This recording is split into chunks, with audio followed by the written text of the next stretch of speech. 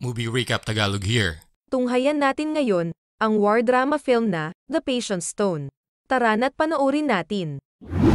Nagsimula ang pelikula sa isang syudad sa Afghanistan kung saan magulo ang sitwasyon dahil sa nagaganap na digmaan. Isang magandang babae na nagngangalang Farah ang inaalagaan ang asawa niyang comatose dahil sa tama ng bala sa leeg. Sa kabila ng kaguluhang nagaganap sa paligid, hindi niya iniwan ang asawa bagkus ay inaasikaso niya ito. Kumikapit lang siya sa rosaryo at kay Allah para sa paggaling ng kanyang asawa at kaligtasan nila. Di man makakilos, alam ni Farah na naririnig siya ng kanyang asawa kapag kinakausap niya ito.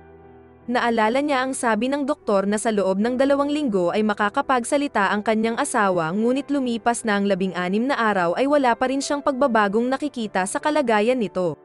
Ilang saglit pa ay tinawag siya ng 2 niyang anak na nagugutom. Paglabas nila ng bahay ay sinalubong sila ng isang pagsabog.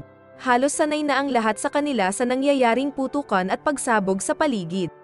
Dumiretso sila sa pharmacy upang mangutang ng gamot, ngunit tumanggi ang tindero, kaya pagbalik sa bahay ay nilagyan niya na lang ng asukal, asin at tubig ang dextrose ng asawa upang maibsan ang gutom nito. Paralisado man ang asawa, nagpapaalam siya rito bago umalis. Nagpunta siya sa tiyahin na nag-iisang kamag-anak niya sa syudad upang manghingi ng pera, ngunit lumipat na raw ito. Pagbalik ng bahay ay hindi niya malaman ang kanyang gagawin at kung saan siya kukuha ng pera upang mabuhay sila. Nakikiusap siya sa asawa na magpagaling na. Sinabi niya sa asawa na iniwan na sila ng mga kapatid niyang lalaki at nanay niya nang hindi nagpapaalam dahil sa kaguluhang nangyayari. Wala silang pakialam sa mga anak niya at sa kanya na comatose. Nasasaktan siya sa mga nangyayari dahil nabaril ang asawa niya sa leeg ng kasamahan na ininsulto ang ina niya. Bukod pa rito ay matagal na lumaban ang asawa niya sa digmaan, tapos ay makokomatose lang dahil sa kasamahan na natalo niya sa labanan at binaunan siya ng bala. Napagtanto niya na ang Diyos na lang ang mahihingan niya ng tulong. Hindi niya lubos maisip ang mangyayari sa kanilang mag-iina kapag namatay ang asawa niya. Magtatakip silim na, tinawag siya ng anak na natatakot sa dilim. Wala pa rin silang kuryente kaya nagsindi siya ng lampara. Walang kamuang-muang ang mga bata sa mga nangyayari. Binalikan niya ang asawa upang hilamusan. Kinabukasan, pumasyal ang mall upang ipagdasal ang asawa niya, ngunit hindi ito pinapasok ni Farah sa pagsasabing marumi siya sa mga oras na iyon dahil nireregla siya. Nagpayo ang mall na ipagdasal niya ang asawa at nangakong babalik siya makalipas ng ilang araw. Pagbalik sa loob ng bahay, tinignan niya ang sugat ng asawa at napansin niyang hindi pa ito naghihilom. Nang malaman niyang walang pakiramdam ang asawa, nabanggit niya na sugatan ang asawa pero siya ang nagdurusa. Makalipas ng ilang minuto, narinig niya ang anunsyo na lulusubin sila ng kalaban, kaya kailangan nilang pumunta sa moske upang kuhanin ang mga sandata para madepensahan nila ang bayan at kanilang sarili. Maya-maya lang ay narinig at naramdaman nila ang malakas na pagsabog, kaya agad niyang dinala ang mga bata sa basement kasabay ang ilang kapitbahay. Isang babae ang iniwan ang kapatid niyang nasa wheelchair sa labas. Habang nakakubli ay nakikinig sila ng balita sa radyo. Nang humupa ang pagsabog, agad na pinuntahan ni Farah ang asawa upang alamin kung buhay pa ito. Habang inaasikaso ang asawa, nakita niya ang mga armadong rebelde sa labas ng bintana. Nakarinig muli siya ng sunod-sunod na pagsabog, kaya nagmadali siyang bumalik sa taguan nila. Makalipas ng ilang oras, muli siyang lumabas ng bahay upang alamin ang lagay ng asawa. Nilinis niya ang kalat dulot ng pagsabog, tapos ay binalikan niya ang mga anak sa basement. Samantala, pinasok na ng mga rebeldeng sundalo ang bahay nila. Napansin nila ang asawa niyang nakahiga at hindi gumagalaw. Ninakaw nila ang singsing at relo nito. Nang makita ng isang rebelde ang Quran sa tabi ng comatose na lalaki, hindi niya ito pinatay sa isip na parehas sila ng paniniwala. Nang wala na ang mga rebelde, muli silang lumabas ng basement. Napagtanto ni Farah na ninakawan sila ng mga sundalo. Hindi pa ito ang malalang nangyari dahil nang lumabas siya ng bahay, nakita niyang pinatay at biniti ng mga kapitbahay niyang lalaki. Di rin nakaligtas sa mga rebelde ang dalagang babae, kaya nabaliw ang ina nito. Halos mabaliw si Farah sa nasaksihan. Agad siyang nag-alsabalutan upang dalhin ang mga anak sa kanyang tiyahin na nakatira sa hilagang parte ng syudad. Nagkwento ang tiyahin na may asawa siya noon. Ngunit nang malaman ng asawa na baag siya, tinuring siya nitong walang silbi, kaya ipinadala siya ng asawa sa mga biyenan niya upang gawin alipin. Nang malaman ng biyenan niyang lalaki na baag siya, ginalaw siya nito gabi-gabi. Isang araw ay hindi niya nakayanan ang kahayupan nito kaya pinalakol niya ito sa ulo.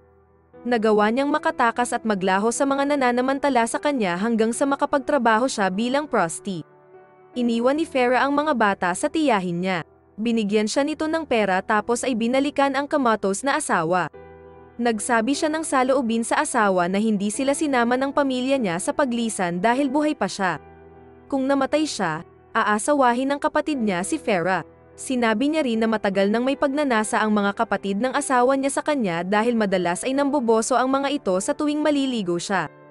Inamin niya na sa loob ng 10 taon ay hindi siya naging masaya bilang asawa niya dahil nagsama lang sila ng 2 hanggang 3 taon. Noong 17 years old siya, pinakasalan niya ang larawan at punyal ng asawa dahil nasa digmaan ito. Upang manatiling birhen hanggang sa dumating ang asawa niya, binantayan siya ng kanyang biyenan na babae. Hanggang sa pagtulog ay katabi niya ito. Nagkwento rin siya tungkol sa ama niyang lulong sa sabong. Sa tuwing matatalo ito ay binabaling niya ang galit sa mga anak. Mas mahal ng ama niya ang mga alagang pugo kaysa sa kanila. Nang magkautang sa sugal ang ama niya, ipinambayad nito ang anak na babae edad 12 sa 40 anyos na lalaki. Sa takot niyang ipambayad din siya ng ama, pinakain niya sa pusa ang alaga nitong panabong. Ilang saglit pa ay napagtanto niya na hindi niya dapat kinikwento ang lahat ng nangyari sa buhay niya sa asawang kamatos. Sinisi niya ang sitwasyon ng asawa kung bakit siya napipilitang magsalita sa harapan nito. Sa galit ay tinanggal niya ang dextrose ng asawa tapos ay binalikan ang tiyahin sa hotel. Inamin niya sa tiyahin na hindi niya mapigilan magsalita sa harapan ng asawa simula nang makamatos ito. Ikinwento ng tiyahin ang sinabi ng kanyang ama tungkol sa patience stone. Pwede mong sabihin sa mahiwagang bato ang lahat ng sikreto, paghihirap at hinaing mo sa buhay at makikinig ito sa'yo. Sa sitwasyon ni Farah lumalabas na ang paralisadong asawa niya ay parang patience stone na makikinig sa lahat ng sikreto at hinaing niya sa buhay. Darating ang araw na mawawasak ang bato at ang lahat ng pasakit mo ay mawawala. Napagtanto ni Farah na ang dahilan kung bakit buhay pa ang asawa niya ay upang may makinig sa kanyang hinaing at ito ang mag-aalis ng lahat ng pasakit niya sa buhay. Binalikan niya ang asawa upang asikasuhin dahil ito ang papawi sa kanyang mga hinaing. Hinalikan niya ito sa unang pagkakataon sa loob ng 10 taong mag-asawa sila. Naalala niya ang unang gabi na nagsiping silang mag-asawa. Makalipas ng ilang buwan ay hindi siya nabuntis kaya inisip ng kanyang biyenan na baog siya. Simula noon ay hindi maganda ang trato ng biyenan sa kanya. Ayaw niyang iwanan siya ng asawa kaya napilitan siyang gumawa ng masama na hindi niya pwedeng sabihin. Ilang sandali pa ay nakarinig siya ng ingay mula sa labas. Nang silipin niya ito, nakita niyang nililibing ng kapitbahay ang namatay nilang mga kamag-anak. Pumasyal muli ang mall upang balaan sila na may mga pagsabog na magaganap sa gabi kaya iniwanan niya ang asawa. Gayunpaman, bumalik siya dahil nagkalat na ang mga rebelde sa dadaanan niya at nagbahay-bahay ang mga ito. Ayaw niyang mapatay ang asawa ng mga rebelde kaya itinago niya ito sa isang maliit na silid na tinakpan niya ng kurtina at mga unan. Makalipas ang ilang minuto, isang commander ang bumulaga sa pinto ng kanyang bahay. Kasama nito ang rebeldeng utal magsalita. Upang maniwala ang commander sa pag-iisa niya, sinabi niyang binibente niya ang katawan niya para sa mga anak niya. Itinuturing ito ng isang Muslim na mababa at kasuklam-suklam kaya hindi siya nito ginalaw. Nainsulto ang commander kaya dinuraan siya sa mukha nito. Hindi niya alam na may hawak siyang punyal sakaling galawin siya ng commander. Kinagabihan, tinabihan niya sa pagtulog ang asawa at nangakong sasabihin niya ang kanyang mga sikreto kinabukasan. Kinaumagahan, narinig niyang may dumating kaya itinago niyang muli ang asawa.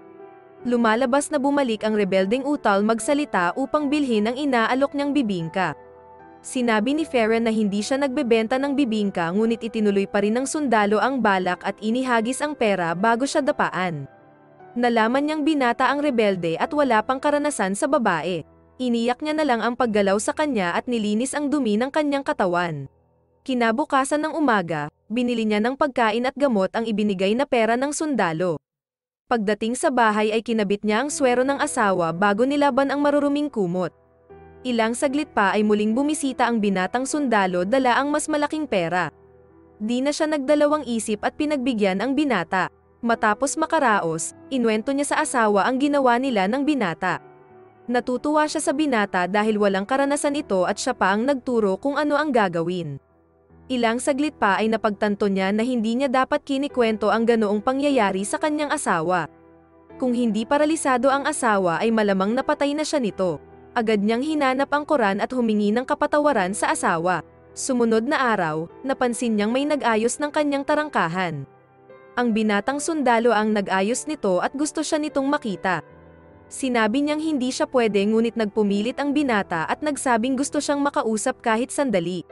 Nalaman ni Farah na ang binatang sundalo ay ulila at madalas ay minamaltrato ito ng kanyang commander sa pamamagitan ng pagpaso ng sigarilyo sa katawan nito. Naawa siya sa binata kaya niyakap niya ito. Naiintindihan niya na pinilit lang itong maging sundalo. Habang naglalakad, narinig sa anunsyo ang kwento kung papaano nagiging propeta ang isang tao. Tinanong niya ang tiyahin tungkol dito na nagsabing walang ipinanganak na propeta at sila ay may mga pagkukulang din. Pagbalik niya sa bahay, natagpuan niya ang prutas at kwintas na ibinigay ng binata na napamahal sa kanya.